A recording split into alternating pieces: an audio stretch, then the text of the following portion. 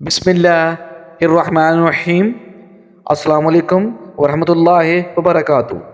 حضرت اویس کرنی کو جنت کے دروازے پر کیوں روک لیا جائے گا؟ حضور کریم صلی اللہ علیہ وآلہ وسلم نے فرمایا کہ جب لوگ جنت میں جا رہے ہوں گے تو اویس کرنی کو جنت کے دروازے پر روک لیا جائے گا۔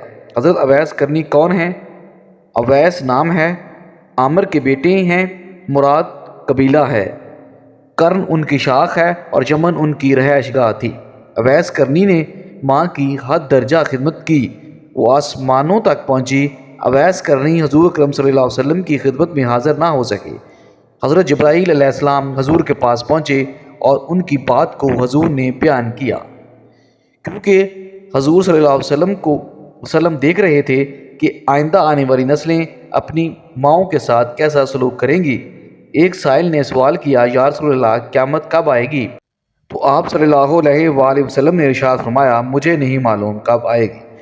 تو سائل نے کہا، حضور کوئی نشانی تو بتا دیں۔ تو آپ صلی اللہ علیہ وسلم نے فرمایا، جب اولادیں اپنی ماؤں کو ذلیل کریں گی تو قیامت آ جائے گی۔ حضور صلی اللہ علیہ وسلم نے حضرت عمر رضی اللہ تعالیٰ عنہ اور حضرت علی رضی اللہ تعالیٰ عنہ سے کہا کہ تمہارے دور میں ایک شخص ہوگا جس کا نام ہوگا اویس بن عامر، درمیانے قد، رنگ کالا، جسم پر ایک سفید داغ۔ حضور کریم صلی اللہ علیہ وسلم نے ان کا حلیہ ایسے بیان کیا جیسا کہ سامنے ان کو دیکھ رہے ہوں۔ وہ آئے گا، جب وہ آئے تو تم دونوں نے اس سے دعا کرانی ہے۔ حضرت عمر رضی اللہ تعالیٰ عنہ، حضرت علی رضی اللہ تعالیٰ عنہ کو اویس کرنی کی دعاؤں کی ضرورت نہیں تھی، یہ صرف امت کو پیغام پہنچانے کے لیے ہے کہ ماں کا کیا مقام ہے۔ حضرت عمر فاروق رضی اللہ تعالیٰ عنہ وہ حیران ہو گئے اور سوچنے لگے کہ حضور کریم صلی اللہ علیہ وسلم کیا کہہ رہے ہیں کہ ہم اویس سے دعا کروائیں۔ تو حضور کریم صلی اللہ علیہ وسلم نے فرمایا، عمر و علی، اویس نے ماں کی خدمت اس طرح سے کی ہے کہ جب وہ ہاتھ اٹھاتا ہے تو اللہ تعالیٰ اس کی دعا کو خالی نہیں جانے دیتا۔ حضرت عمر فاروق رضی اللہ تعالیٰ عنہ 10 سال خلیفہ رہے۔ 10 سال انہوں نے حج کیا لیکن انہیں اویس نہ ملا۔ آخر ایک دن سارے حاجیوں کو اکٹھا کر لیا اور کہا کہ تمام حاجی کھڑے ہو جائیں۔ آپ رضی اللہ تعالیٰ عنہ کے حکم پر تمام حاجی کھڑے ہو گئے۔ پھر آپ رضی اللہ تعالیٰ عنہ نے کہا کہ سب بیٹھ جاؤ، صرف یمن والے کھڑے رہو۔ تو سب بیٹھ گئے اور یمن والے کھڑے رہے۔ پھر کہا کہ یمن والے سارے بیٹھ جاؤ، صرف مراد قبیلہ کھڑا رہے۔ پھر انہوں نے کہا کہ مراد قبیلے والے سب بیٹھ جائیں، صرف کرن والے کھڑے۔ تو مراد قبیلے والے سب بیٹھ گئے، صرف ایک آدمی باقی بچا، اور حضرت عمر فاروق رضی اللہ تعالیٰ عنہ نے کہا کہ کیا تم کرنی ہو؟ تو اس شخص نے کہا کہ ہاں میں کرنی ہوں۔ تو حضرت عمر فاروق رضی اللہ تعالیٰ عنہ نے کہا کہ اویس کو جانتے ہو؟ تو شخص نے کہا کہ ہاں میں جانتا ہوں، وہ میرے بھائی کا بیٹا ہے اور میرا سگا بھتیجا ہے، اس کا دماغ ٹھیک نہیں رہتا، تھوڑا پاگل سا ہے۔ کیوں؟ آپ رضی اللہ تعالیٰ عنہ کیوں پوچھ رہے ہیں؟ تو حضرت عمر فاروق رضی اللہ تعالیٰ عنہ نے کہا کہ مجھے تو تیرا دماغ صحیح نہیں لگ رہا۔ آپ نے پوچھا کہ وہ کدھر ہے؟ تو اس نے کہا کہ آیا ہوا ہے۔ پوچھا وہ کہاں گیا ہے؟ تو اس نے کہا کہ وہ عرفات گیا ہے اونٹ چرانے کے لیے۔ تو آپ رضی اللہ تعالیٰ عنہ نے حضرت علی رضی اللہ تعالیٰ عنہ کو ساتھ دیا اور عرفات کی طرف چل پڑے۔ جب وہاں پہنچے تو دیکھا کہ اویس کرنی درخت کے نیچے نماز پڑھ رہی ہیں اور اونٹ چاروں طرف چر رہے ہیں۔ انہیں نماز پڑھتا دیکھ کر حضرت علی رضی اللہ تعالیٰ عنہ اور حضرت عمر رضی اللہ تعالیٰ عنہ بھی درخت کے نیچے بیٹھ گئے اور حضرت اویس کرنی کی نماز ختم ہونے کا انتظار کرنے لگے۔ جب اویس کرنی نے محسوس کیا کہ 2 آدمی آئے ہوئے ہیں تو انہوں نے نماز مختصر کر دی، سلام پھیرا۔ تو حضرت عمر فاروق رضی اللہ تعالیٰ عنہ نے پوچھا، کون ہو بھائی؟ تو کہا جی میں مزدور ہوں، اسے خبر نہیں کہ یہ کون ہے۔ تو حضرت عمر فاروق رضی اللہ تعالیٰ عنہ نے کہا کہ تیرا نام کیا ہے؟ تو اویس کرنی نے کہا کہ میرا نام اللہ کا بندہ ہے۔ تو حضرت عمر فاروق رضی اللہ تعالیٰ عنہ نے کہا کہ سارے ہی اللہ کے بندے ہیں، تیری ماں نے تیرا کیا نام رکھا ہے؟ تو اویس کرنی رضی اللہ تعالیٰ عنہ نے کہا کہ آپ کون ہو میری پوچھ گچھ کرنے والے؟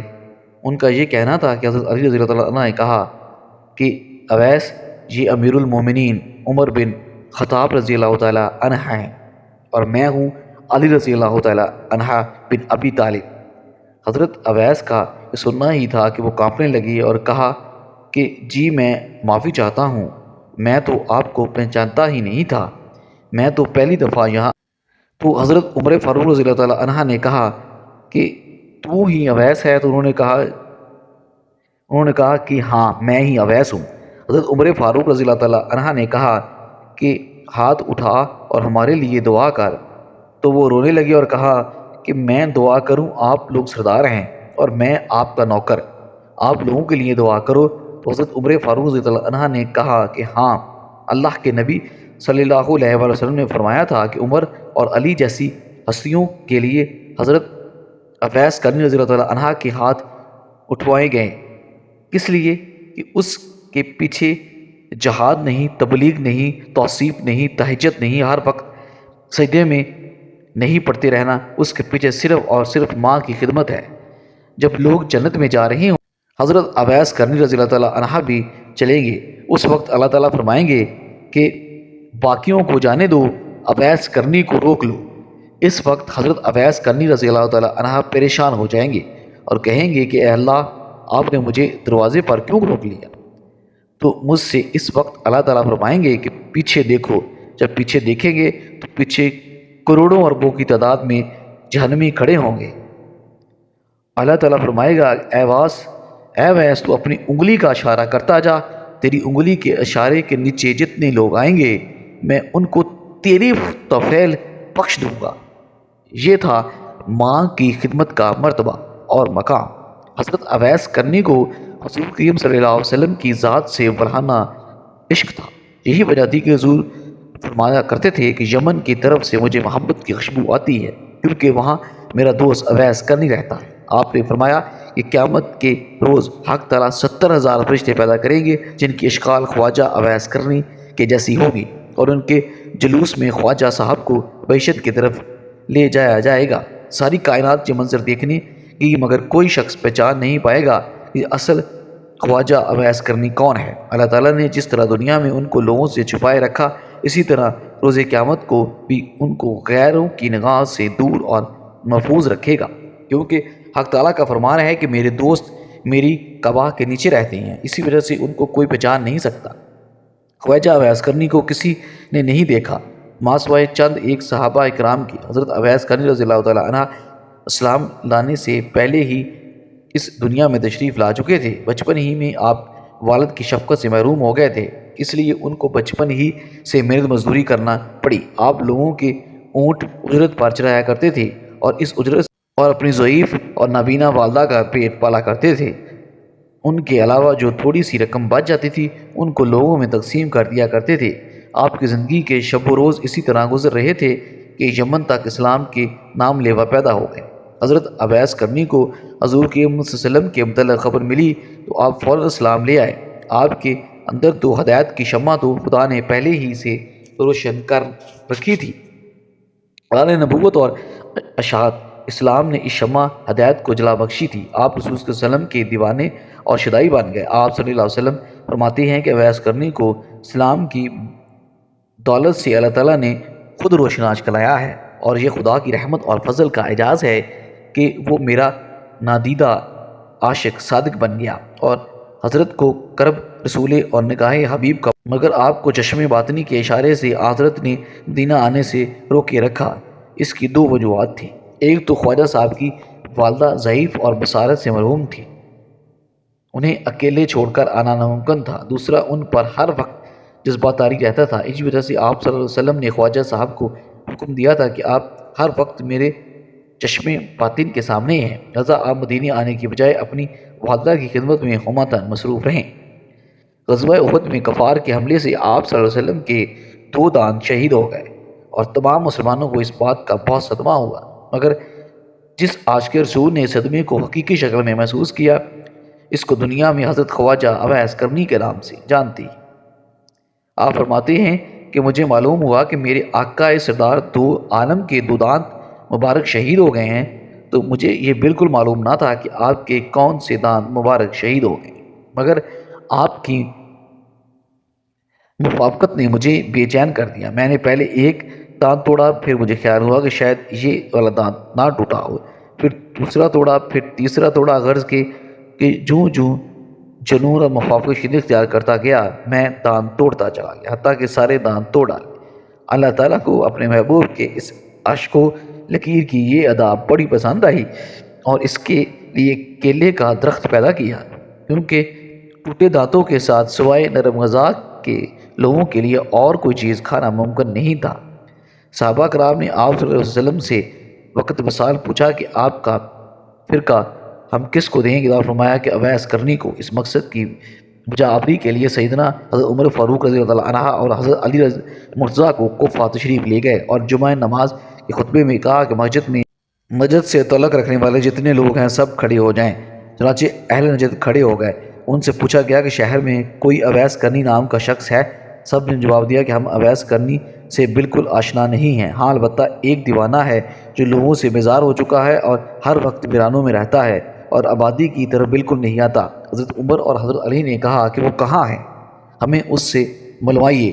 عرض کی گئی کہ وہ وادی ارنا میں اونٹ چراتا ہے اور رات کو روکھی سوکھی کھا کر سوتا رہتا ہے، کسی سے بات نہیں کرتا۔ وہ کھانا جو ہم لوگ کھاتے ہیں اس کو پسند نہیں کرتا، لوگوں کو خوش دیکھتا ہے تو روتا ہے اور جب لوگوں کو روتے دیکھتا ہے تو خوش ہوتا ہے۔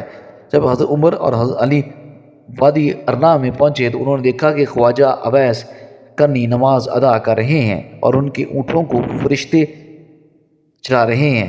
جب خواجہ اویس کرنی نماز سے فارغ ہوئے حضرت عمر نے آپ کو السلام علیکم کہا، جواب ملا وعلیکم السلام۔ حضرت علی نے آپ سے نام پوچھا، جواب دیا میرا نام اللہ کا بندہ ہے۔ حضرت عمر نے کہا کہ اللہ کے بندے تو ہم سب ہیں، آپ اپنا خاص نام بتائیے۔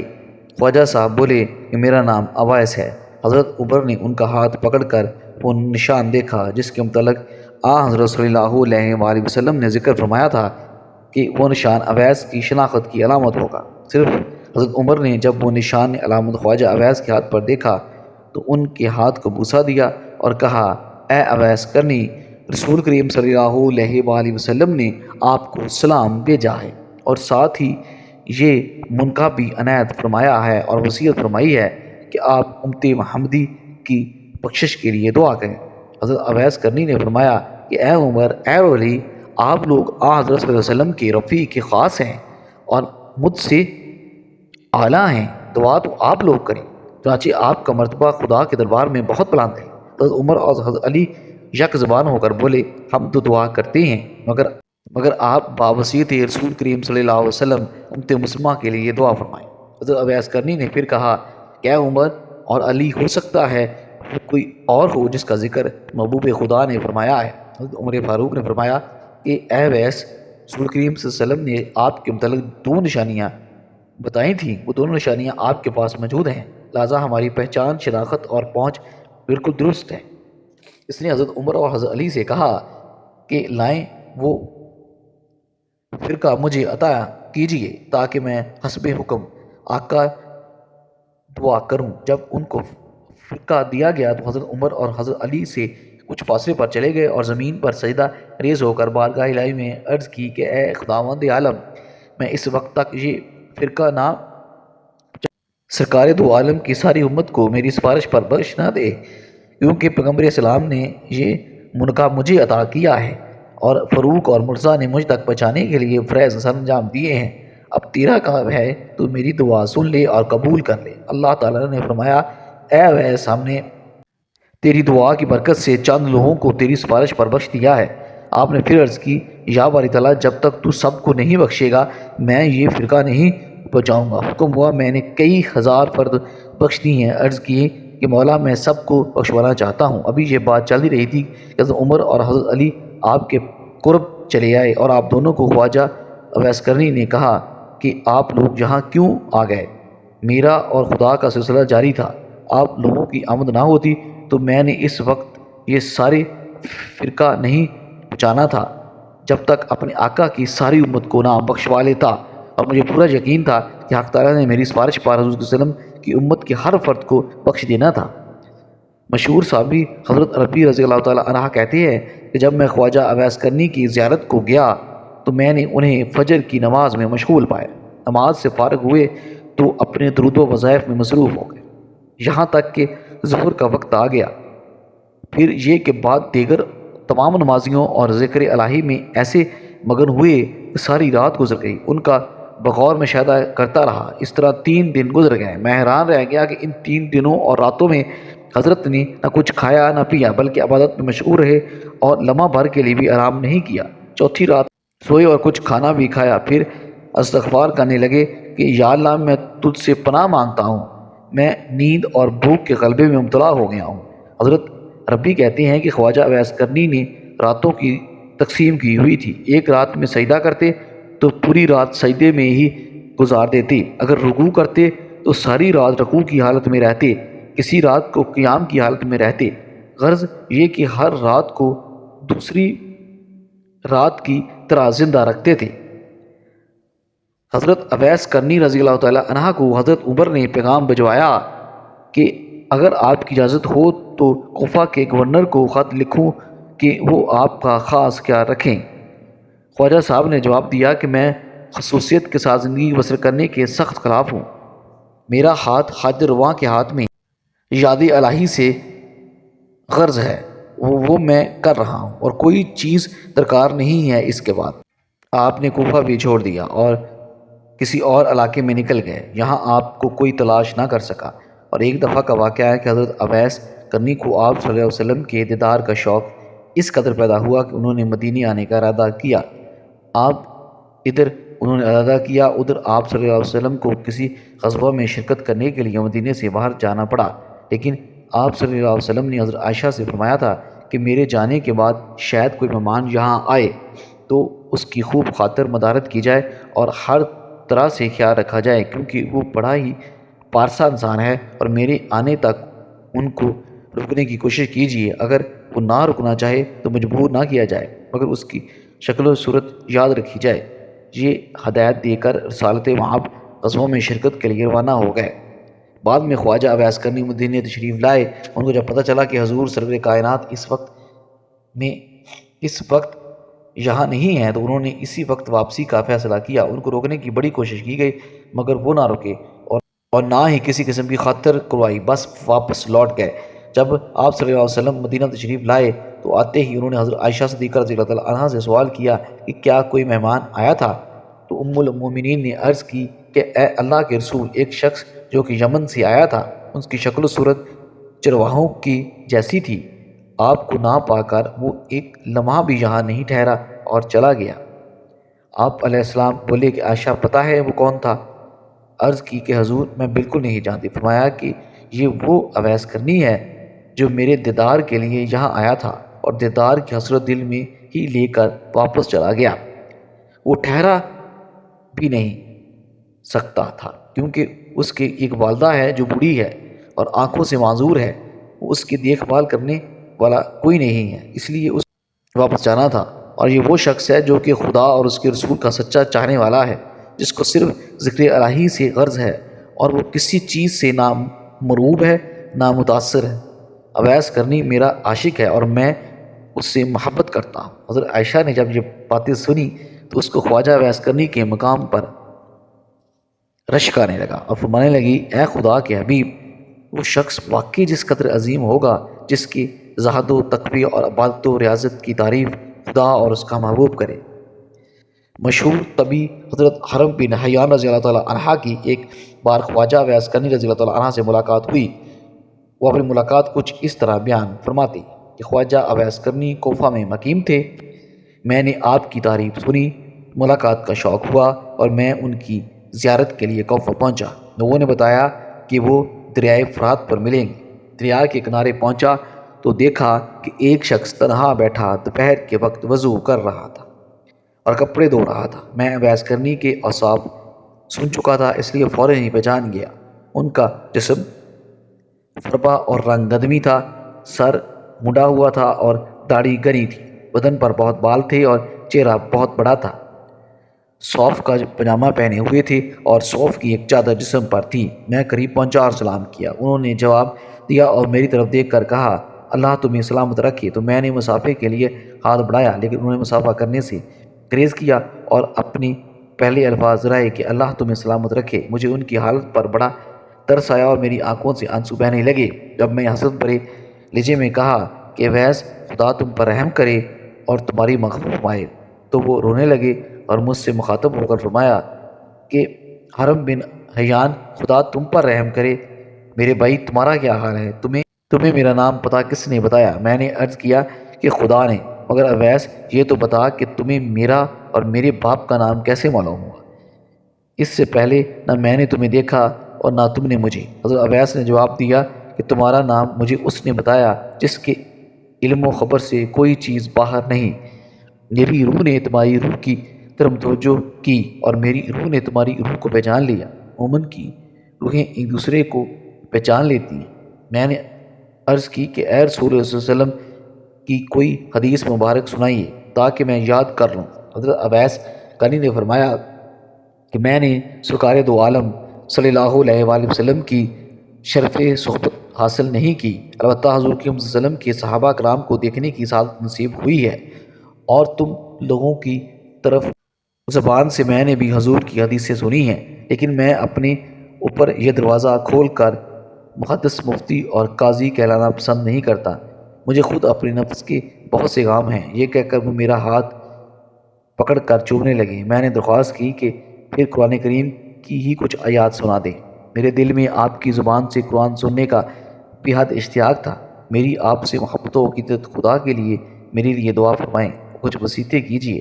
میری درخواست سن کر اویس قرنی رضی اللہ تعالیٰ عنہ نے اعوذ باللہ من الشیطان الرجیم پڑھا اور چیخ مار کر رونے لگے۔ پھر فرمایا میرے رب کا ذکر بلند ہے، اس کا قول سب سے سچا ہے، اس کا کلام سب سے اچھا ہے۔ یہ کہہ کر انہوں نے قرآن کی کچھ آیات تلاوت کی اور بے ہوش ہو گئے۔ ہوش میں آئے تو فرمایا حرم بن حیان تمہارا باپ مر گیا، عنقریب تم کو بھی مرنا ہے، کیا خبر جنت میں جائیں یا دوزخ میں؟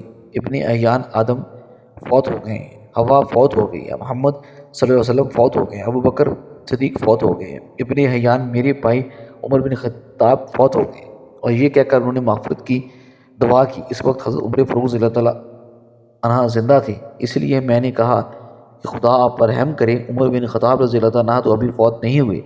فرمایا ہاں، جو کچھ میں نے کہا کہ تم اس کو سمجھو تو خود جان جاؤ گے کہ میں اور تم بھی مردہ ہیں، ہونے والی بات ہو چکی ہے۔ اس کے بعد حضرت اویس قرنی رضی اللہ عنہ نے سرکار دو عالم صلی اللہ علیہ وسلم پر درود بھیجا اور کچھ اور دعائیں پڑھیں اور فرمایا کہ حرم بن حیان، میری وصیت ہے کہ کتاب اللہ کو مضبوطی سے پکڑو، اہل اللہ کی صحبت اختیار کرو اور نبی کریم صلی اللہ علیہ وسلم پر ہمیشہ درود و سلام بھیجتے رہو۔ میں نے اپنی اور تمہاری موت کی خبر دے دی ہے، آئندہ کسی سعادت موت سے غافل نہ رہنا، واپس جا کر اپنی قوم کو بھی نصیحت کرنا اور ڈرانا، اور خبردار جماعت کا ساتھ کبھی نہیں چھوڑنا، ورنہ بے دین ہو جاؤ گے، قیامت میں آتش دوزخ کا ایندھن بننا پڑے گا۔ پھر انہوں نے دعا کی کہ الہی، یہ شخص کہتا ہے کہ اس کو تیرے لیے مجھ سے محبت ہے اور اس نے تیرے ہی لیے مجھ سے ملاقات کی ہے، اس لیے اے خدا مجھے توفیق دے کہ میں جنت میں اس کا چہرہ پہچان جاؤں اور درود و سلام میں میری اس کی ملاقات ہو۔ وہ دنیا میں جہاں کہیں بھی ہو، اس کو اپنی حفظ و امان میں رکھنا اور اس کو اپنی نعمتوں کا شکر گزار بنانا اور اس کو جزائے خیر دے۔ دعا فرمائی کہ اے حرم بن حیان، اب میں تجھے اللہ کے سپرد کرتا ہوں، آپ کے بعد میں تم کو نہیں دیکھوں گا، مجھے شہرت پسند نہیں ہے، کوشش خلوت آئندہ مجھے تلاش کرنے کی کوشش مت کرنا، مجھے ڈھونڈنے میں تم کامیاب نہیں ہو سکو گے، میں تمہیں ہمیشہ یاد رکھوں گا اور تم مجھے یاد رکھنا، میرے لیے دعائیں خیر کرتے رہنا۔ اچھا، السلام علیکم ورحمۃ اللہ۔ یہ کہہ کر وہ ایک سمت کو چلے گئے۔ اس کے بعد میں نے ان کو بہت تلاش کیا، لیکن کسی سے ان کے بارے میں کچھ معلوم نہیں ہو سکا، البتہ کوئی ہفتہ ایسا نہیں جاتا تھا جس میں ان کو ایک یا دو بار خواب میں نہ دیکھوں۔ اللہ تعالیٰ اویس قرنی پر رحمت نازل فرمائے اور ان کی مغفرت فرمائے، آمین۔